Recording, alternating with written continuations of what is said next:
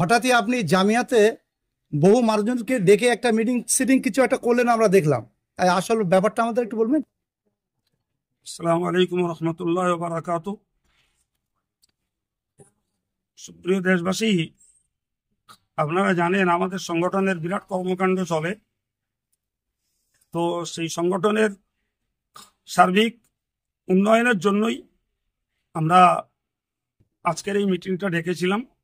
সেখানে আমাদের YouTuber sell, cyber cell, মাগরিবি বাঙ্গাল আঞ্জুমানে ওয়াইজিন, Rahmania student federation, এরা সবাই ছিল। তো সার্বিক আলোচনার ভিতর দিয়ে বিশেষভাবে একটি আলোচ্য বিষয় ছিল 2024-এর শিক্ষাবর্ষ শেষ হয়েছে। 2025-এ আমাদের নতুন করে সাজতে হবে, যাতে আমাদের মডেল মাদ্রাসা, মেয়েদের মাদ্রাসা, ছেলেদের মাদ্রাসা, সমস্ত শিক্ষা পদ্ধতিটা আমরা উন্নত রাখতে পারি এবং ইসলামিক থিওলজি তথা দার্সে নিজামির সঙ্গে আমরা মডার্ন এডুকেশন, আধুনিক শিক্ষা বিভাগটাকে কিভাবে উন্নত রাখতে পারি তার একটা সার্বিক আলোচনা।